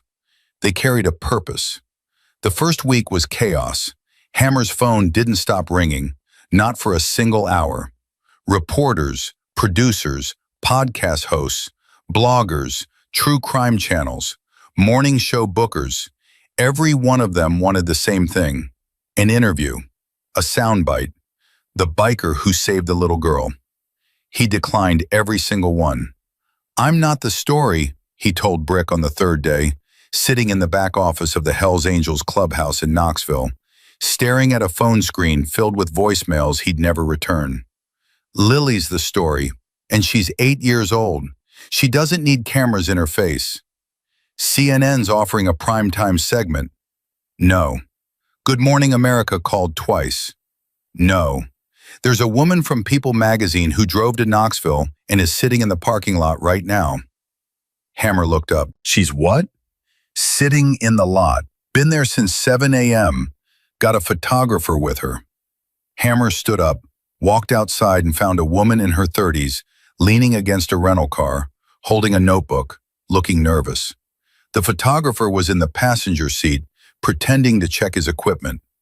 "Ma'am," Hammer said, "I appreciate you coming all this way, but I'm not doing interviews." "Mr. Sullivan, the story is already out there. 53 million views on the original video. It's the #1 trending topic on every platform. Wouldn't you rather tell your version than let other people tell it for you?" "There's no version, there's what happened. A little girl spoke up, we listened, and a bad man went to jail. That's the whole story." With respect, that's not the whole story. The FBI just arrested 9 men across 6 states. They're calling it the largest coordinated predator network bust in the Southeast in a decade. And it all started with your club at a county fair. It started with Lily Carter. Print that. He turned and walked back inside. But the woman from People magazine was right about one thing. The story had outgrown him. It had outgrown the Hells Angels, outgrown Jefferson County, outgrown Tennessee. The video had crossed 50 million views and was still climbing. News outlets around the world were covering it. The FBI had held a press conference in Nashville, confirming the arrests of 9 suspects with 2 still being sought. They called it Operation Broken Chain. And at the center of it all, unnamed but not unknown, was an 8-year-old girl who'd run to a biker in a parking lot. Lily's parents had hired a lawyer, a friend of the family, to handle media requests and protect their daughter's privacy. David Carter gave one statement, recorded on his front porch, that every major outlet ran in full. "Our daughter is safe because she was brave enough to ask for help and lucky enough to find men who took her seriously. We're not doing interviews. We're not selling our story. We're protecting our little girl the way those bikers protected her, by keeping her out of the spotlight and letting her be a kid. She's 8. Let her be 8. That clip got 12 million views on its own. Meanwhile, Guardian Ride was taking shape faster than Hammer had anticipated. Judge Terry Wallace, the Hells Angels member who also happened to be a practicing family law attorney, had driven down from Knoxville the day after the memorial ride and spent 3 hours at Hammer's kitchen table with a legal pad, a pot of coffee, and a vision. "If we're going to do this, we do it as a registered nonprofit," Judge said. Brown hair, reading glasses, the kind of quiet authority that came from decades of navigating courtrooms. He didn't look like a biker until you saw the Softail Slim in his driveway and the Hells Angels Inc. under his dress shirt collar. 501c3, Board of Directors, bylaws, financial transparency, background checks for every single volunteer, no exceptions. "Background checks on Hells Angels members," Hammer said flatly. "On everyone who participates, including you, including me. We're asking communities to trust us with their children's safety. That trust has to be earned, not assumed. Any member with a violent felony, any sex offense, any domestic charge, they're out, period. Some of our brothers aren't going to like that. Then they don't participate. This is bigger than the club, Hammer. This is bigger than any one chapter. The moment we put ourselves between predators and children, we accept a higher standard. That's non-negotiable." Hammer studied him. Judge had been a Hells Angels member for 11 years and a lawyer for 22. He defended club members in court, negotiated with prosecutors, and once talked a federal agent out of a warrant on a technicality so obscure it became a case study in law school textbooks. When Judge said something was non-negotiable, it was non-negotiable. "Fine, background checks for everyone. What else?" "Training. Not just see something, say something, training. Real training, child trauma recognition, de-escalation techniques, evidence preservation, legal boundaries, what we can and can't do as civilians. I want every volunteer to go through a 12-hour certification program developed with input from law enforcement and child advocacy professionals." 12 hours. Minimum. We're not a vigilante group. We're not a gang-playing hero. We're a structured, professional volunteer organization that happens to ride motorcycles. That's the only way this works. That's the only way law enforcement will partner with us instead of arresting us. Hammer leaned back in his chair. You've been thinking about this for a while. I've been thinking about this since I watched you carry my client's kid out of a custody hearing 5 years ago because her father showed up drunk and screaming. You picked that little girl up, walked her to the break room, and sat with her for 45 minutes doing coloring books while I got a restraining order. You didn't ask anyone's permission. You just did it. This is the same thing, Hammer, just bigger. Hammer remembered that day. The girl's name was Mackenzie. She was 6. She'd been crying so hard she couldn't breathe, and he'd picked her up because nobody else was doing anything. He'd colored 17 pages of a Disney princess book and let her pick all the wrong colors because who cares if Cinderella has green hair? Okay, Hammer said. Build it. Judge built it. Within 2 weeks, Guardian Ride had articles of incorporation, a board of directors, Hammer as president, Judge as legal counsel, Gunner from Charlotte as vice president, and Sergeant Barbara Mitchell as law enforcement liaison. She'd accepted immediately when Hammer called. And a website that crashed 4 times on launch day from traffic. The applications poured in, not just from Hell's Angels, from every motorcycle club in the Southeast. Iron Order, Banditos members who'd never spoken to a Hell's Angel in their lives, called asking how to volunteer. Independent riders, veterans riding groups. A women's motorcycle club out of Atlanta called the Valkyries sent 23 applications in a single afternoon. This is getting out of hand, Torch said, standing in the clubhouse, staring at a laptop screen showing 4,200 pending applications. We expected maybe 100, 200. This is 4,000 people. 4,200, Shadow corrected from across the room, scrolling his own screen. And climbing. There's a riding club in Montana that just sent 31 applications. Montana, Hammer. We don't even operate in Montana. Not yet. Gunner's voice crackled through the speakerphone on the table. But maybe we should. Hammer stood at the window, arms crossed, watching the parking lot fill with bikes from 3 different clubs. All here for the first Guardian Ride planning meeting. His mind was moving fast, but something was nagging at him. Something unfinished. Judge, what's the latest on the Whitmore case? Judge shuffled through papers on the table. Federal grand jury indicted him last Thursday. 23 counts. Possession, distribution, and production of CSAM. Plus the state charges from Jefferson County. Theft from a minor. Attempted sexual assault. He's being held without bail at the Blount County Detention Center. Trial set for October. And the network? 9 of the 11 are in custody. The FBI is still looking for 2. 1 in Florida, 1 in Ohio. The 9 they've caught, Hammer, these aren't nobodies. 1 is a middle school guidance counselor in Georgia. 1 is a youth soccer coach in South Carolina. 1 ran a children's photography studio in Virginia. The room went quiet. Torch's hands curled into fists on the table. Shadow stopped scrolling. Brick, who'd been leaning against the wall, pushed off and took 2 steps toward the window, his jaw grinding. A guidance counselor, Brick repeated. A soccer coach, Torch added. A photographer who specialized in children's portraits, Judge confirmed. His studio was called Precious Moments. He'd been in business for 9 years. Hundreds of families trusted him with their children. Hammer turned from the window. His face was carved from stone. How many victims total? Across the whole network?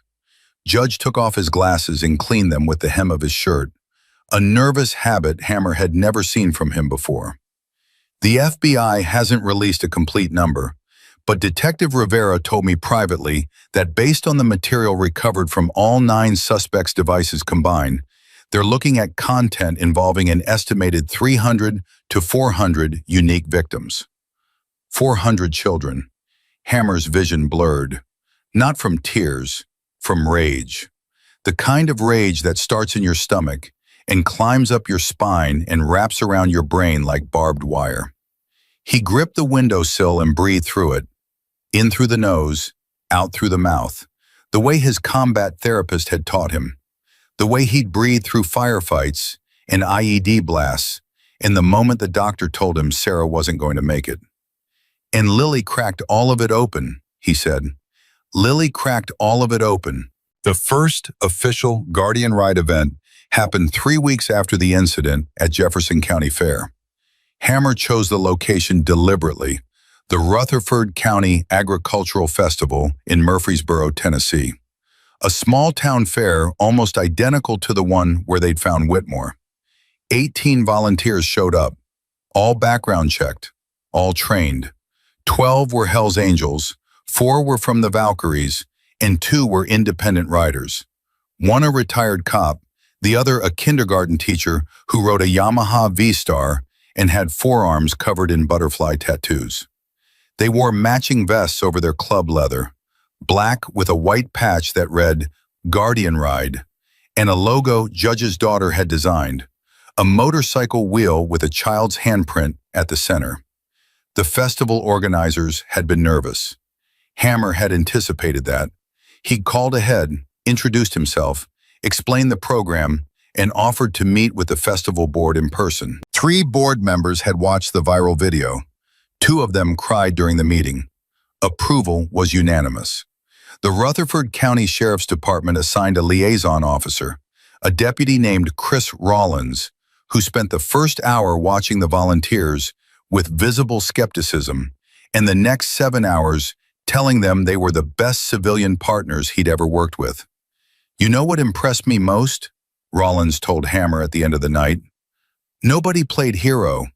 Nobody tried to be a cop. Your people just walked the grounds, talked to families, made themselves visible, and let kids come to them. 3 different parents told me they felt safer knowing you were here. That's the whole point. I had a kid come up to one of your guys, the big bald one. Brick. Yeah, Brick. A 9-year-old boy came up to him and said his stepdad hits his mom and he doesn't know what to do. Right there in the middle of a corn maze. Your guy knelt down, talked to the kid for 10 minutes, then walked him to our station and stayed with him while we called family services." Hammer felt his chest tighten. Brick didn't mention that. Probably because for him it's just Tuesday, but for that kid, Mr. Sullivan, for that kid, it might be the day everything changes. Hammer found Brick near the parking lot, packing up. "I heard about the boy in the corn maze." Brick didn't look up. "He was scared, reminded me of my kid. You okay?" "No." Brick straightened up. His eyes were red. "But being not okay and doing something about it is better than being not okay and sitting on my ass. So yeah, I'm okay enough." That was the thing about the men in Guardian Ride. None of them were okay. Not really.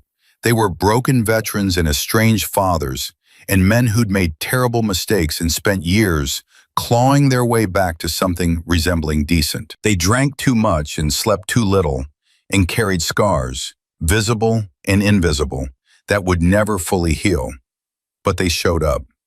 Every time a festival or fair or community event asked for Guardian Ride volunteers, they showed up. Rain or shine, hangover or heartbreak, they showed up. Because a little girl had shown them what showing up looked like. The second Guardian Ride event was a music festival in Charlotte. 31 volunteers. The third was a state fair in Atlanta. 44 volunteers. By the end of the second month, Guardian Ride had provided volunteer presence at 17 events across 5 states. Then came the call that changed everything again. Hammer was in his garage, changing the oil on his Road King, when his phone rang. He checked the screen. Washington, D.C. area code. "Mr. Sullivan? My name is Dr. Patricia Hawkins. I'm the executive director of the National Center for Missing and Exploited Children." Hammer set down his wrench and wiped his hands on a rag. "Yes, ma'am. I'll get right to the point. We've been watching Guardian Ride very closely. What you've built in 2 months is remarkable. The background check protocol, the training curriculum, the law enforcement partnerships. It's exactly the kind of community-based child protection model we've been advocating for years. Nobody's ever actually done it at this scale. We're still small, Dr. Hawkins. You have 4,000 volunteers across 9 states. That's not small, that's a movement. And I'd like to discuss a formal partnership between Guardian Ride and NCMEC. Hammer leaned against his workbench. What kind of partnership? We provide training resources, legal guidance, and access to our network of child advocacy centers nationwide. We help you expand your certification program to meet national standards. In return, your volunteers become our eyes and ears on the ground at public events, an early warning system that no law enforcement agency in the country can match because you go where we can't. County fairs, biker rallies, festivals, carnivals, the places where children are most vulnerable and most visible. You want to make this national. I want to make this permanent, Mr. Sullivan. The FBI told me that Operation Broken Chain, the network your club helped dismantle, was the largest coordinated predator bust in the Southeast in over a decade. 11 men, 6 states, hundreds of victims. And it all started because one child had somewhere safe to run. Guardian Ride can be that safe place, everywhere, for every child. Hammer was quiet for a long time. He looked around his garage, at the Road King, at the tools hanging on pegboard walls, at the frame photo on the shelf, Sarah, age 4, sitting on his lap on his first Harley, wearing an oversized helmet that covered half her face, grinning so wide you could see the gap where she'd lost her first tooth. Dr. Hawkins, I need to be honest with you. I'm not a nonprofit executive. I'm not a policy guy. I'm a mechanic and a biker and a Marine who got lucky enough to be in the right place at the right time. Mr. Sullivan, with respect, luck had nothing to do with it. That little girl didn't run to you by accident. She ran to you because you looked like someone who would fight for her. And you were. Every volunteer in Guardian Ride is. That's not luck. That's character, and character scales. He looked at Sarah's photo again. When do we start? I'm flying to Knoxville on Friday. Can you assemble your board? I'll have them there. Good. And Mr. Sullivan, bring Sergeant Mitchell. We're going to need law enforcement buy-in from the beginning. This has to be a partnership, not a parallel operation. Mitchell's already on our board, Dr. Hawkins paused. You put law enforcement on your board before anyone asked you to? It was Judge's idea, our legal counsel. He said the only way this works is if cops trust us and we trust cops. Figured the best way to build that trust was to put a badge at the table from day one. Mr. Sullivan, I've worked with hundreds of organizations over 20 years. Most of them fight us on the law enforcement partnership for months. You did it voluntarily in week 1. Like I said, Judge is smart. I'm beginning to think your whole club is smarter than you let on. Hammer almost smiled. Almost. The NCMEC meeting happened on a Friday afternoon in the back room of the Hells Angels clubhouse.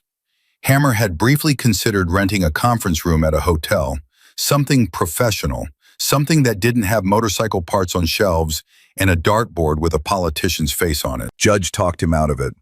Let them see who we are. That's the whole point. We're not pretending to be something we're not. We're bikers who protect kids. Let the room tell that story. So Dr. Patricia Hawkins, PhD from Georgetown, former advisor to 3 presidential administrations on child safety policy, author of 2 books, and the most powerful advocate for missing children in America, sat down at a folding table in a biker clubhouse and didn't bat an eye. I've sat in the Oval Office and in crack houses, she said when Hammer offered to apologize for the setting. I judge meetings by what gets accomplished, not where they happen. Shall we begin? They worked for 6 hours. Judge handled the legal framework. Mitchell outlined law enforcement protocols. Gunner, connected by video from Charlotte, presented expansion plans. Dr. Hawkins laid out NCMEC's resources, training modules, background check databases, a national network of child advocacy centers that could serve as local partners for Guardian Ride chapters.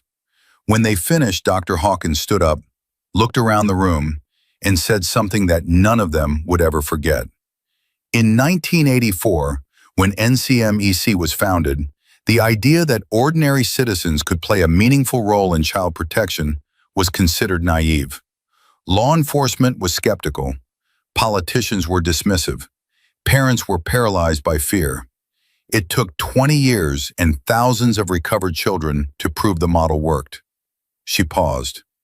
What you've built in 2 months, this room, these people, this organization, it took us 20 years to achieve something comparable. And you did it because a little girl ran to a biker in a parking lot and he believed her. She picked up her briefcase.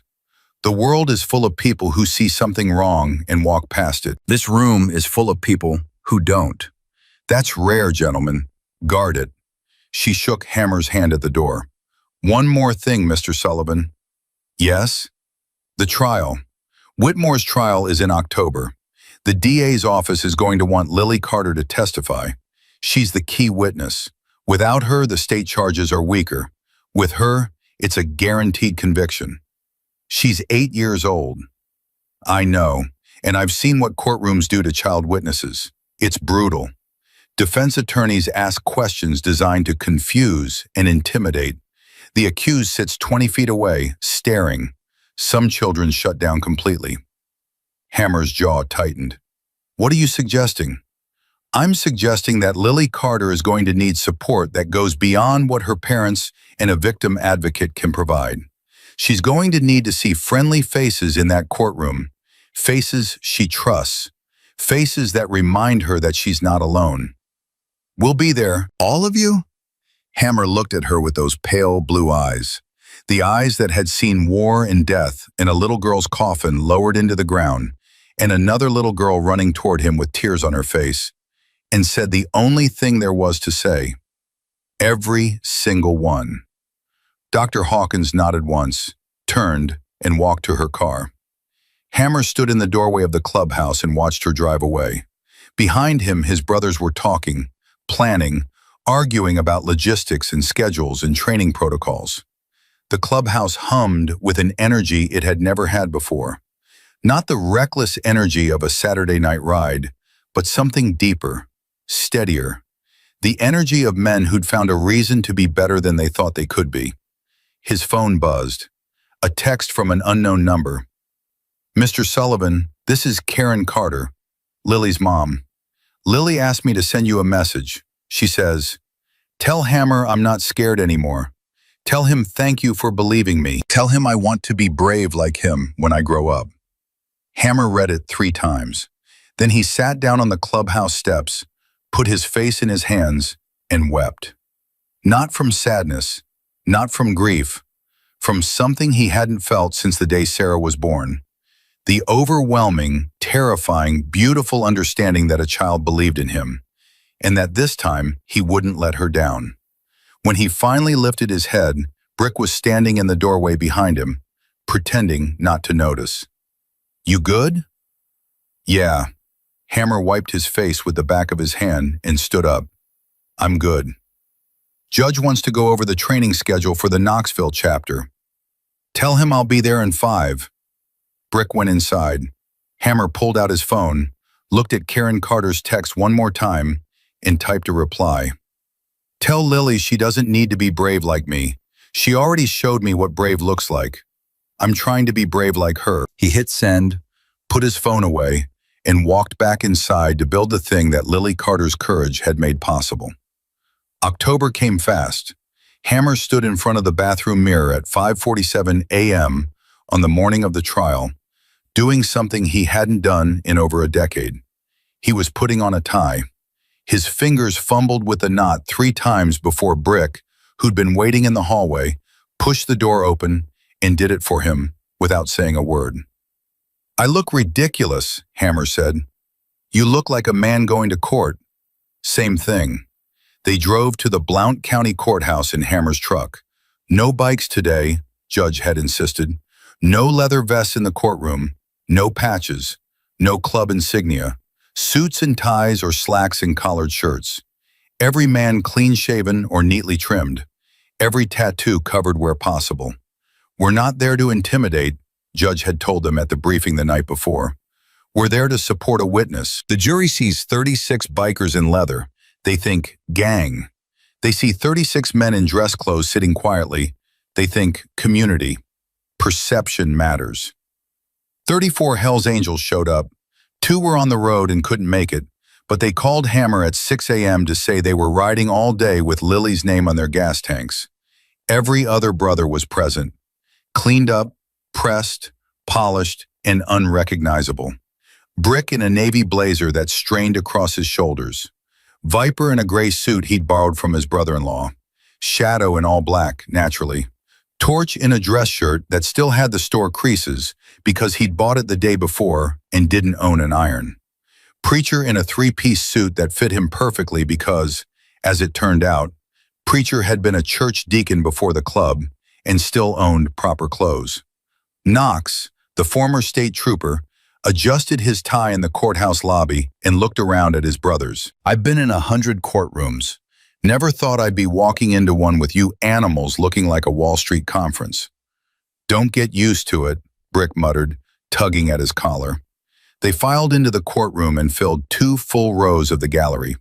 Quiet, composed, hands folded, eyes forward, not one whisper, not one fidget. 34 men who'd spent their lives being loud and visible and unapologetic became, for one morning, the quietest presence in the room. The prosecution's team entered first. 3 attorneys, a victim's advocate, and a paralegal carrying 4 boxes of evidence. Then the defense, a single attorney named Martin Cross, silver-haired, expensive suit, the kind of lawyer who made his living keeping monsters out of cages. Then Whitmore.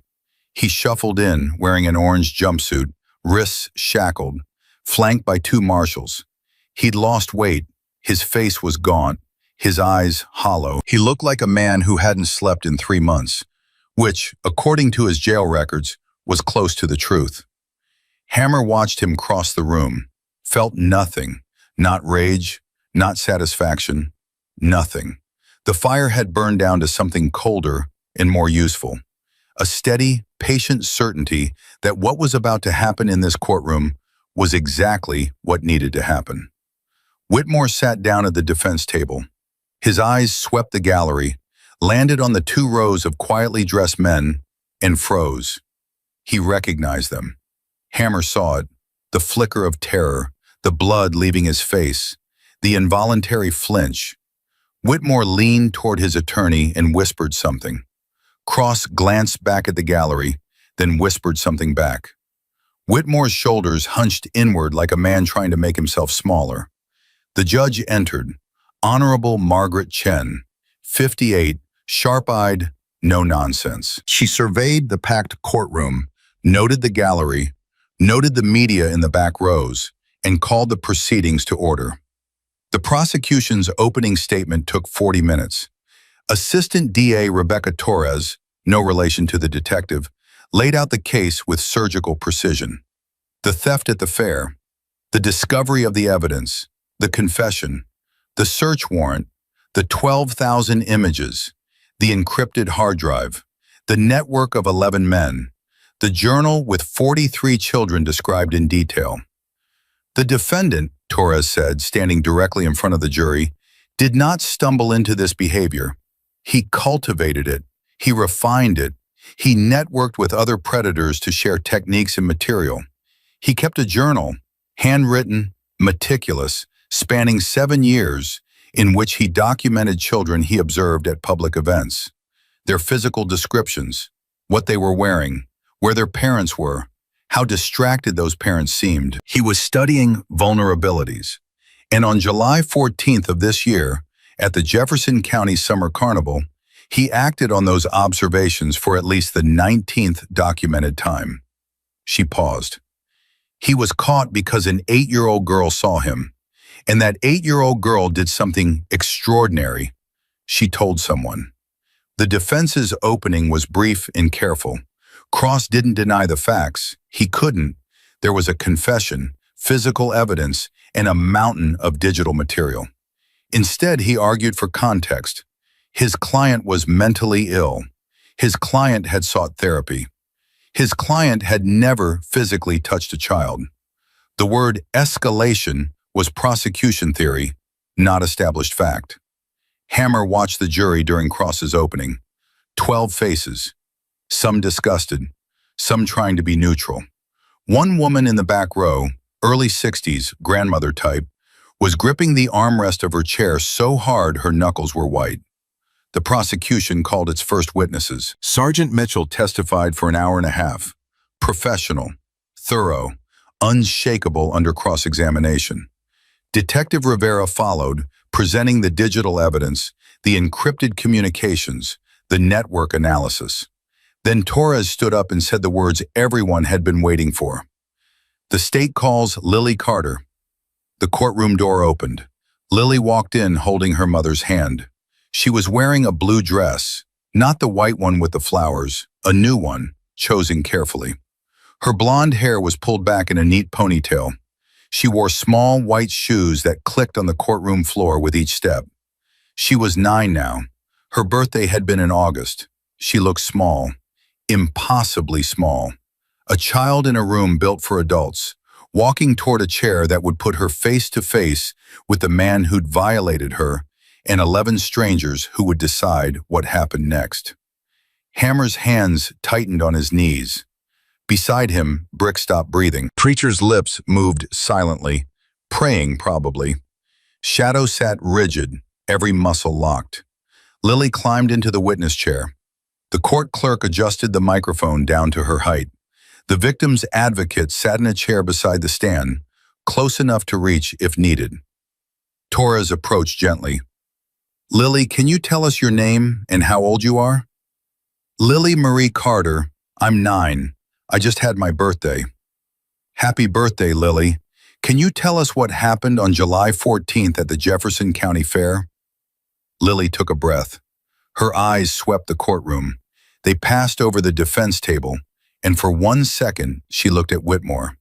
Her face tightened. Her hands gripped the armrests, but she didn't look away.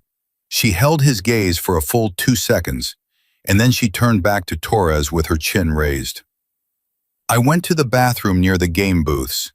I left my backpack on the bench outside. When I came out, I saw a man going through it. Is that man in this courtroom today?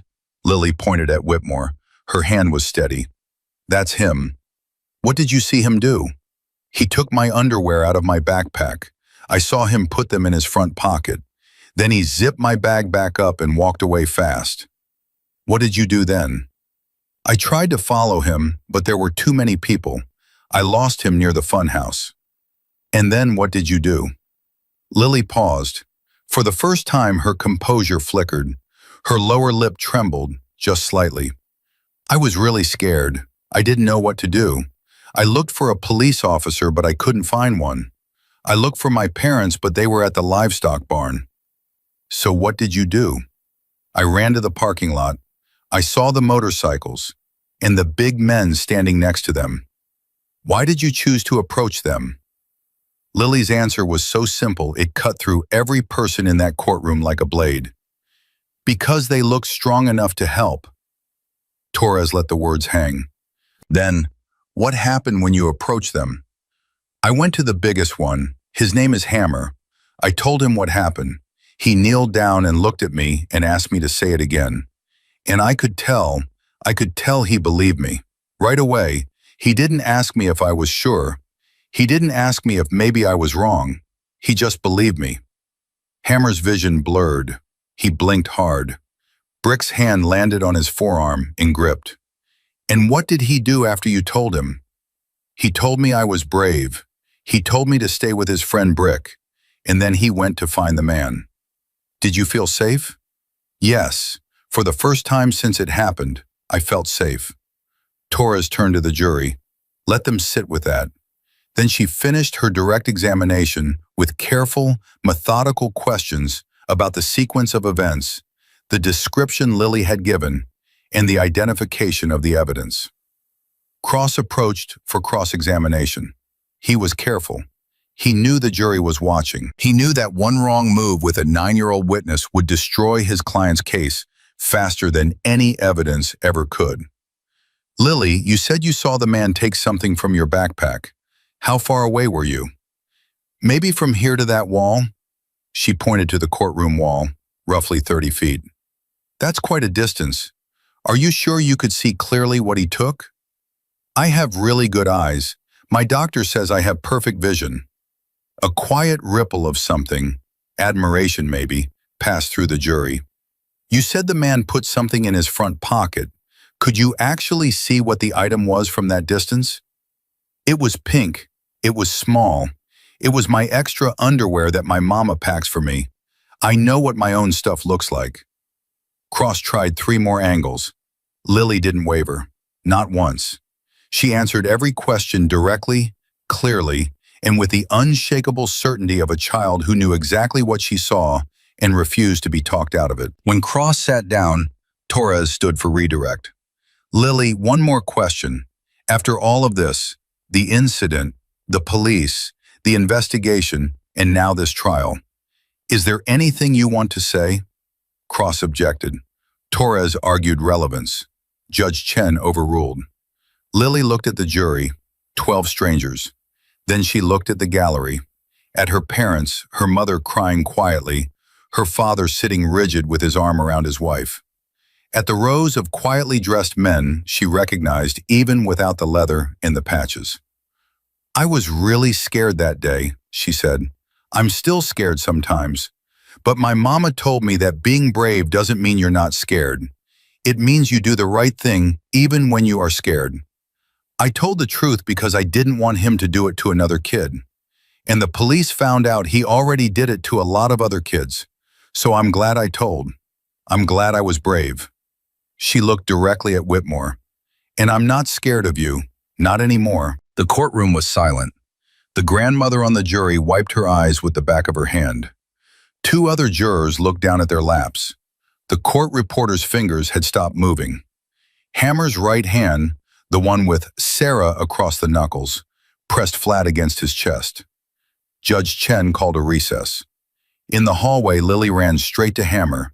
She didn't care about the suit or the tie or the clean-shaven faces. She recognized him instantly. You don't forget the man who knelt down in a parking lot and believed you. And she threw her arms around his waist. You came, she said. I told you we would. All of you? Hammer looked behind him.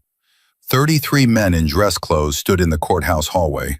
Every one of them looking at this small girl like she was the most important person in the building. Because she was. All of us. David Carter approached. His eyes were red. His handshake was crushing. She practiced her testimony for 2 weeks, he said, his voice rough. Every night at the kitchen table. Karen would ask the questions and Lily would answer them. She was terrified of getting confused on the stand, terrified of the defense lawyer tricking her. Nobody tricked her, Hammer said. No, nobody did. She was incredible. She was herself. That's enough. The trial lasted 4 days.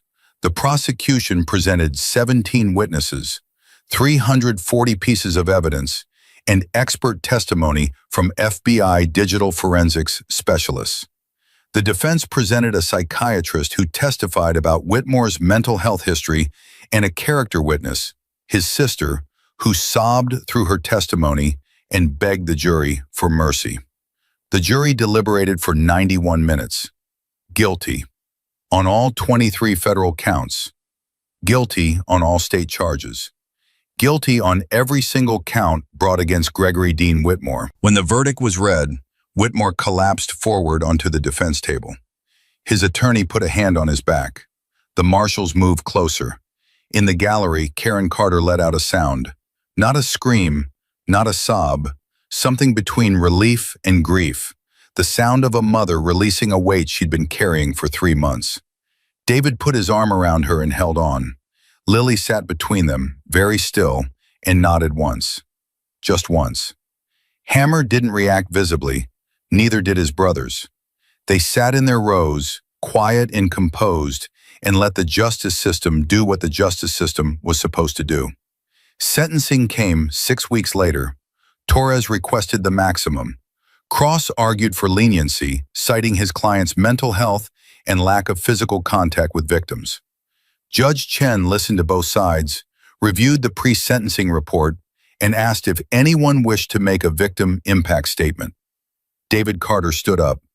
He walked to the podium. He placed a single sheet of paper on it, looked down at it, then folded it and put it back in his pocket.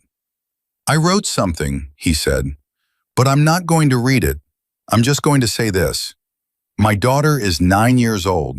She likes butterflies and soccer and chocolate ice cream and a book series about a girl detective who solves mysteries. She's in 4th grade. Her favorite subject is science. She wants to be a veterinarian." His voice broke. He steadied it. "She's also the bravest person I've ever known, and because of what this man did, she has to be.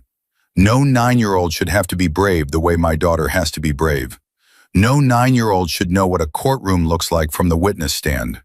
No 9-year-old should have nightmares about a man going through her backpack." He looked at Whitmore. "You took something from my daughter that wasn't yours. Not just clothing, you took her feeling of safety. You took her ability to go to a public restroom without her heart racing. You took something from her childhood that she will never get back. And I hope you think about that every single day for the rest of your life." He sat down. Karen gripped his hand so hard her knuckles went white. Judge Chen sentenced Gregory Dean Whitmore to 35 years in federal prison. No possibility of parole. Mandatory sex offender registration for life upon release, if he lived that long. Whitmore was led out of the courtroom in shackles. He didn't look back. Outside the courthouse, the autumn air was crisp and sharp. Lily stood between her parents on the courthouse steps. Around them, 34 Hells Angels members formed a loose perimeter, not blocking, not posturing, just present. Cameras clicked. Reporters shouted questions. Lily's lawyer stepped forward and read a brief statement requesting privacy for the family. Then Lily tugged on her father's sleeve and whispered something. David bent down, listened, and nodded. He looked at Hammer. "She wants to say something.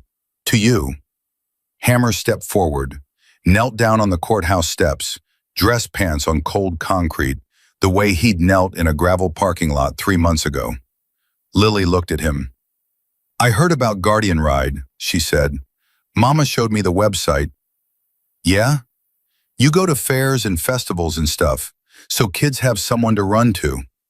"That's right." "Because of me?" Hammer's throat closed. He swallowed hard. "Because of you, Lily." She was quiet for a moment, thinking, processing. Then, "How many fairs have you gone to?" 47 so far." "How many kids talk to your volunteers?" Hammer looked at Judge, who was standing nearby. Judge held up 3 fingers, then made a fist and opened it twice. 312, Hammer said. Lily's eyes went wide. 312 kids? 312 kids who needed someone to talk to and found a Guardian Ride volunteer. 12 of those kids reported situations that led to police intervention. 3 predators have been arrested at events where our volunteers were present. Because I talked to you that day? Because you talked to me that day. Lily processed this with the gravity of a child who's been forced to understand things no child should understand, and somehow emerged stronger for it. Hammer? Yeah. Can I be a Guardian Ride volunteer when I grow up? Hammer smiled. The real kind. The kind that cracked through the granite of his face and reached his eyes and reminded every man watching that somewhere underneath the scars and the leather and the years of road and war, there was still the father who colored Cinderella with green hair because his little girl asked him to. Lily, you already are. She hugged him one final time, tight, fierce, the way she'd hugged him in the parking lot, the way she'd hugged him at the fair when the police took Whitmore away. Her small arms locked around his neck, and she held on like she was making a promise. Then she let go, took her mother's hand, and walked down the courthouse steps. Hammer stood up, watched her go. The wind picked up, carrying the smell of dead leaves and cold air. Behind him, Brick cleared his throat. What now? Hammer turned around. 33 brothers stood on the courthouse steps, ties loosened, collars unbuttoned, looking at him the way they always did, waiting for direction, waiting for the next ride, waiting for someone to tell them where the road went from here. He reached into his jacket pocket and pulled out a small pink ribbon. Faded now, worn at the edges, the one Lily had pulled from her hair at the fairgrounds 3 months ago and pressed into his palm. He'd carried it every day since, in his vest on the road, in his pocket at meetings, tucked inside his pillowcase when he slept. He held it up so his brothers could see it. Now we ride. 34 engines roared to life in the courthouse parking lot. The sound rolled down the street like thunder, rattling windows, turning every head on the block. They pulled out in formation, tight, disciplined, perfect, and rode north through Knoxville toward the open highway. Hammer rode point. The wind stripped the courthouse from his skin and replaced it with the cold, clean rush of the road. His hands were steady. His mind was clear. In his pocket, the pink ribbon pressed against his chest. He thought about Sarah. He thought about Lily. He thought about 43 children in a handwritten journal and 400 victims on encrypted hard drives and 312 kids who'd found a Guardian Ride volunteer at a fair and said, "I need help." He thought about the day he'd bury this body, the bad knees, the scarred hands, the back that ached every morning, and the heart that ached every night, and what they'd put on his headstone. Not Hammer, not Hell's Angels, not any of the names the world knew him by. Father, protector, believer of children. Because that's what Lily Carter had made him. Not the biker who caught a predator, not the man in the viral video, not the founder of a nonprofit or the face of a movement. She'd made him the man who knelt down, looked an 8-year-old girl in the eyes and said, "I believe you." That was enough. That was everything. The Hells Angels rode on through the falling afternoon, 34 men on 34 machines, carrying a code that the world was only beginning to understand. You protect the innocent, always, no matter what, no matter who you are, no matter what you look like, no matter what the world thinks it knows about you.